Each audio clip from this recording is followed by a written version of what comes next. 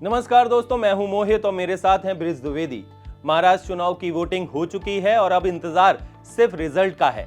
अब महाराष्ट्र चुनाव के बाद रिजल्ट में क्या रहेगा, कौन जीतेगा, कौन हारेगा, इसके लिए हम बैठे हैं ब्रिज के साथ। तो बताइए कि इससे पहले इस बार पता चला है कि काफी बम्पर वोटिंग हुई है, 65% अराउंड लगभग 65% से ऊपर वोटिंग हुई है। इससे पहले जब वोटिंग हुई थी 1995 में, वो 71% से ऊपर हुई थी। तो आप बताएंगे कि किसकी सरकार बनी थी उस टाइम शिवसेना की सरकार बनी थी। मैं आपको बता दूं, इसका फायदा हमेशा से उनको मिलते रहा है। जैसा कि आपने बताया 1995 में लगभग में 71% तक वोटिंग हुई थी, जिसका फायदा शिवसेना को मिला था। मनोहर जोशी थे तब के मुख्यमंत्री बने थे, लेकिन सबसे खास बात ये थी तब अलग नहीं थे। अब शिवसेना भी डिवाइड हो गई है, एनसीपी भी डिवाइड हो गई, दो पार्ट में शिवसेना हो गई है, एनसीपी दो पार्ट में आ गई है। तब बीजेपी और शिवसेना गठबंधन में थे, तो आसानी से उन्हें इसका फायदा भी मिला था और काफी पॉजिटिव भी रहा था रिजल्ट, और शिवसेना के मुख्यमंत्री भी बने थे। अच्छा, तो इस बार जो एकनाथ शिंदे का अलग गुट है वो बीजेपी के साथ अलायंस किए हुए हैं, दूसरी तरफ शरद पवार हो गए, उद्धव ठाकरे हो गए, कांग्रेस हो गई। तो इस बार आपको क्या लग रहा है कि किसकी सरकार बनने के चांसेस ज्यादा हैं? जैसा आपने बताया, जो वोटिंग परसेंटेज की बात करें तो ज्यादा है, तो इसका कहीं ना कहीं महायुति को फायदा मिलते हुए दिख रहा है। अब महायुति बीजेपी और एकनाथ शिंदे की जो पार्टी, और अजित पवार की जो एनसीपी है, ये एक जो गठबंधन है महायुति, इसको कहीं ना कहीं फायदा मिलते दिख रहा है। एग्जिट पोल में भी इसको दिखा रहे हैं कि 150 से 170 के बीच सीटें आने की संभावना है। ज़्यादातर एग्जिट पोल यही कह रहे हैं। एक आध दो एग्जिट पोल जो है महाविकास आघाड़ी को दिखा रहे हैं कि उनकी सरकार बन सकती है, लेकिन इसमें यह भी हो सकता है, त्रिशंकु वाली भी चीज़ें बार बार कहा जा रहा है कि ये भी हो सकता है। अब देखने वाली बात होगी, लेकिन अगर वोटिंग परसेंटेज की बात करें तो महायुति को कहीं ना कहीं फायदा दिख रहा है इस बार। अच्छा, जैसे हमने देखा था आंकड़ों के हिसाब से 2019 में जो वोटर्स थे वो थोड़े कम थे, 8 और 9 करोड़ के बीच में थे, जो अब बढ़ के ज्यादा हो गए हैं। तो इसका फायदा किस पार्टी को ज्यादा होगा? जो आपने बताया कि जो वोटिंग मतलब जो वोटर्स है उसकी संख्या की बात की, तो 2019 में 8.85 करोड़ मतलब 8.5 करोड़ के आसपास थी। उसके बाद 2024 में जो वोटर्स है 9.6 है, 9.5 पकड़ लीजिए लगभग में। और पुरुष वोटर्स और फीमेल वोटर्स इसलिए क्योंकि इस चुनाव में सबसे खास बात ये रही कि जो महिला वोटर्स हैं उसको काफ़ी ज़्यादा टारगेट किया गया कि हमारे आकर्षित करने के लिए कि हमें वोट मिले। तो वो भी मैं आपको बता दूं, इसमें भी डिवाइड किया है। 5 करोड़ पुरुष वोटर हैं और 4.5 करोड़ लगभग महिला वोटर्स हैं। ये और उम्मीदवार तो 4136 उम्मीदवार इस बार चुनाव में उतरे हैं।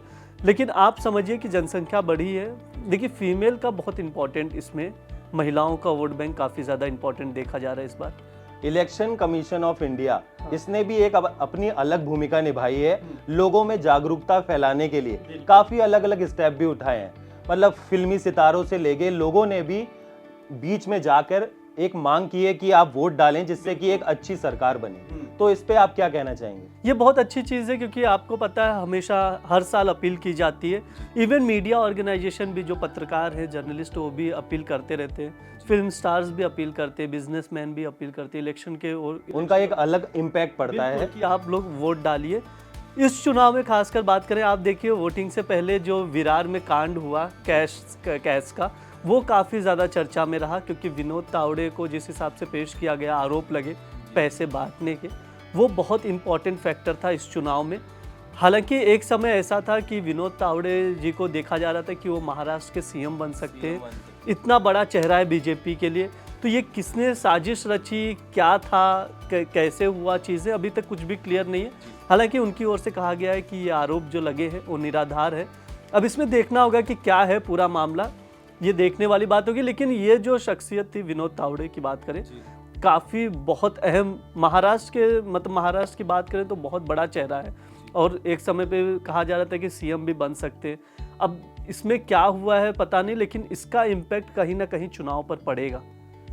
अगर हम देखें, देवेंद्र फडणवीस जो महायुति का बहुत बड़ा चेहरा है, उन्होंने भी एक स्टेटमेंट दिया है कि जो ये वोटर्स बढ़े हैं, इससे कहीं ना कहीं फायदा महायुति को होता दिख रहा है। बिल्कुल। तो इसमें भी हम कोई शक नहीं है कि महायुति की तरफ बहुत सारे रुझान भी जा रहे हैं। और बाकी देखने वाली बात होगी कि कई समीकरण बने। अभी जैसे देखा जाए, पिछले 6 महीने की बात करें तो अलग अलग लोगों का अलग अलग रोल दिखा है। कहीं पर उद्धव ठाकरे स्टेटमेंट देते हुए दिखे, वो इमोशनल कार्ड खेलते हुए दिखे, और दूसरी तरफ बहुत सारे मनोज जरांगे का रोल अलग था। वो मराठा आंदोलन, फिर उन्होंने कहा अपने कैंडिडेट उतारेंगे, फिर अगले दिन कह दिया कोई नहीं उतरेगा। बिल्कुल ऐसे ही ओवैसी का एक मुस्लिम कार्ड जो था, और वही त्रिशंकु की जो मैंने बात की, अगर बाय चांस आप ये देखते हैं बीजेपी पिछली बार की तरह अगर ज़्यादा सीटें नहीं लाती है तो मामला वहीं पर गड़बड़ाएगा।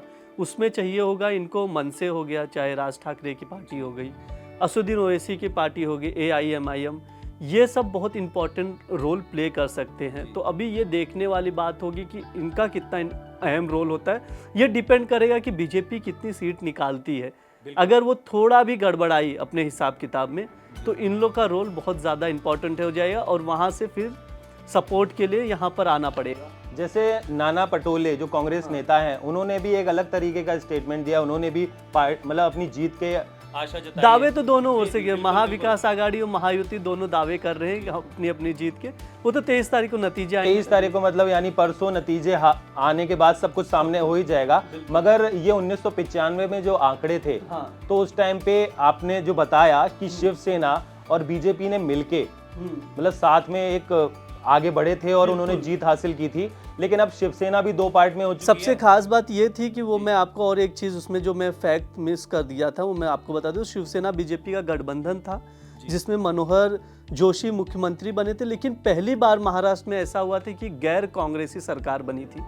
ये पहली बार महाराष्ट्र में 1995 में हुआ। यानी उससे पहले सिर्फ कांग्रेस की थे, हाँ, पहली बार गैर कांग्रेसी सरकार बनी थी। अच्छा, और इस बार जैसे कि शिवसेना भी 2 पार्ट में डिवाइड हो चुकी है। शिंदे के ऊपर भी ऐसा दिखाया जा रहा था कि शिंदे का कहीं ना कहीं रोल थोड़ा हल्का दिखाया जा रहा था, जबकि वो मुख्यमंत्री हैं। उनको एक मतलब प्रॉपर एक ये इसमें एक तरह से आप ये देखिए, क्योंकि बीजेपी भी तो चाहेगी कि उसकी ही पार्टी का कोई मुख्यमंत्री बने, चाहे फडणवीस हो या कोई और हो।